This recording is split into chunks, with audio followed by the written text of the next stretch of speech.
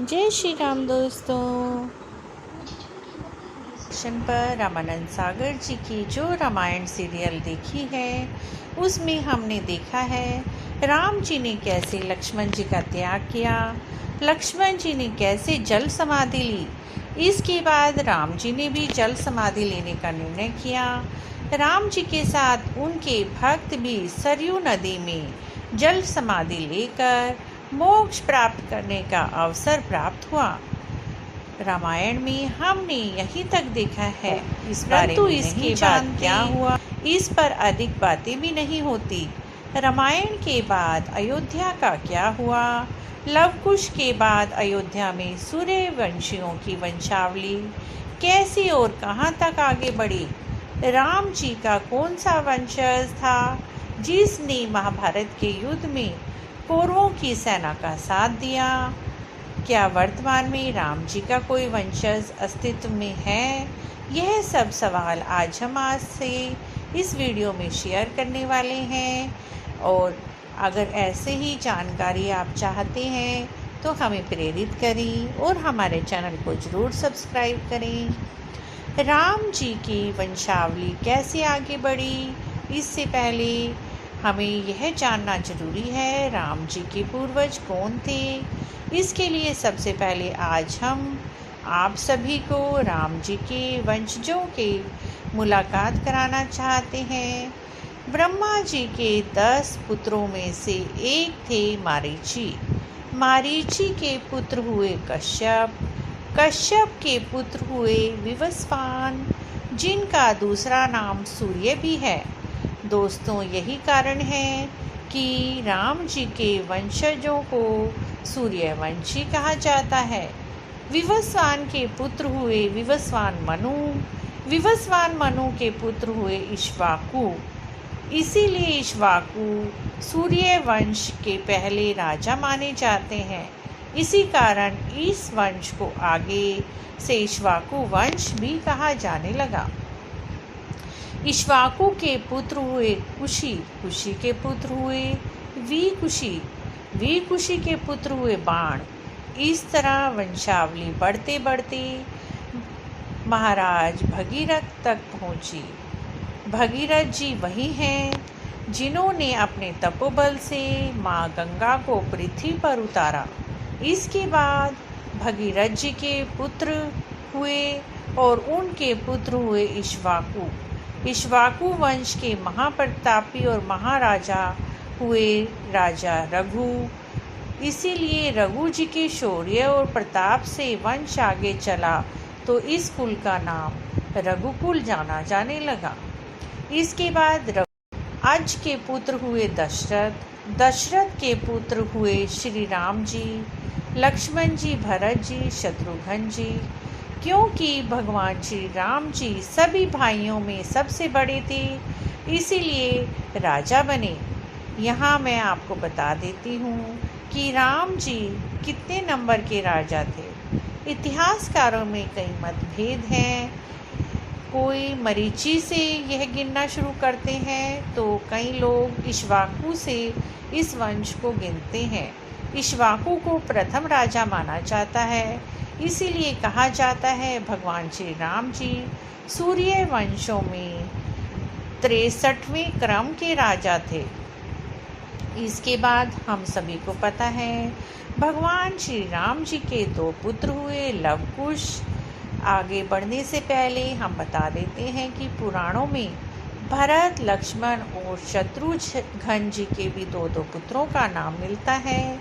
भरत जी के पुत्रों का नाम तक्ष और पुष्कर है। भगवान लक्ष्मण जी के पुत्रों के नाम चित्रांग, चंद्रकेतु। भगवान शत्रुघ्न जी के पुत्रों के नाम सुबाहु और सूरसेन, जिन्होंने शत्रुघाती के नाम से भी जाना जाता है। वाल्मीकि रामायण में अयोध्या जी के विजयी लेखों में हमें पता चलता है कि उनके छोटे भाई भरत जी ने अपने नाना के कई राज अश्वपति के आमंत्रण और उनकी सहायता से गंधर्वों के देश गंधार को जीता था।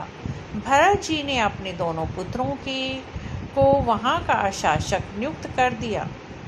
बाद में भरत जी के दोनों पुत्र तक्ष अपने नाम से तक्षशिला नगरी बसाई। पुष्कर जी ने पुष्पावती नगरी बसाई। तक्षशिला वही जिनके बारे में हम जानते हैं कि पाकिस्तान में रावलपिंडी जिले में है। प्राचीन भारत में यह नगरी शिक्षा का प्रमुख केंद्र माना जाता था।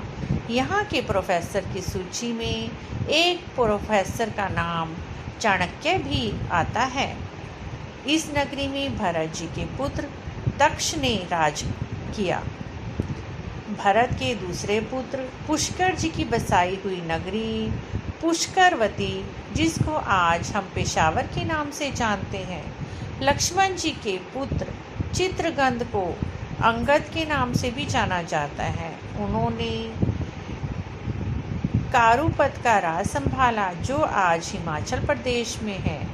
फिर अंगदिया नगरी बसाकर उसको अपनी राजधानी बनाई।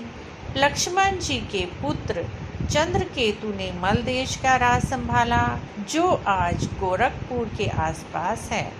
उन्होंने भी चंद्रचक्र नामक एक नगरी बसाई और उसे अपनी राजधानी बनाया। शत्रुघ्न जी के बड़े पुत्र सुबाहु ने आगे चलकर मथुरा का राज संभाला।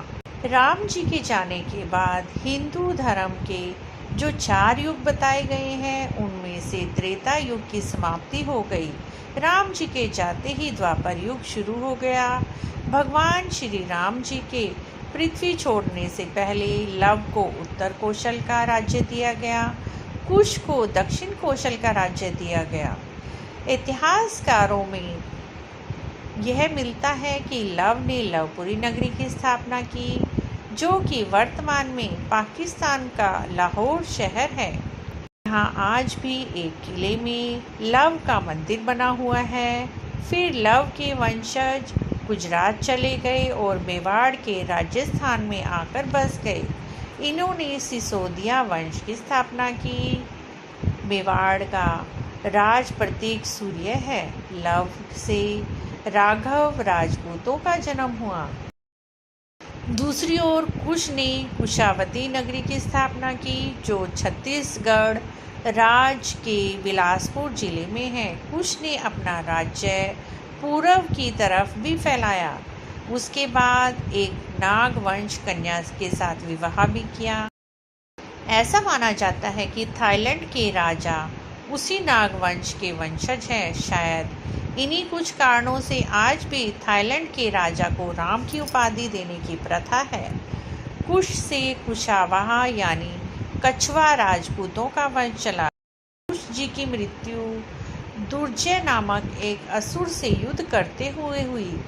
इसके अलावा ऐसा भी कहा जाता है कि लव और कुश में से केवल कुश का ही वंश आगे बढ़ा। इसी कारण इतिहास में कुश के ही वंशजों का वर्णन है। कुश के पुत्र हुए अतिथि, अतिथि के पुत्र हुए निषाद, निषाद के पुत्र हुए नल, नल के बाद हुए नभ। इस तरह वंशावली बढ़ते बढ़ते आ पहुंची महाभारत काल के राजा वृहदबल तक। इतिहास में वृहदबल का जिक्र आता है कि 50वीं पीढ़ी के रूप में वृषदबल हुए, जिन्होंने कुरुक्षेत्र के युद्ध में कौरवों की ओर से युद्ध लड़ा था। चक्रव्यूह युद्ध में अभिमन्यु और वृहदबल के बीच घमासान युद्ध हुआ, जिसमें अभिमन्यु के प्राण घातक तीर से वृहदबल की मृत्यु हो जाती है। दोस्तों, पुराणों में 30 दूसरे सूर्यवंशी राजाओं का भी जिक्र मिलता है, जिसमें एक नाम राजा सिद्धार्थ यानी गौतम बुद्ध का भी है। इसका मतलब है कि गौतम बुद्ध भी भगवान राम जी के ही वंशज थे। सूर्यवंश के अंतिम राजा के रूप में राजा सुमित को जाना जाता है।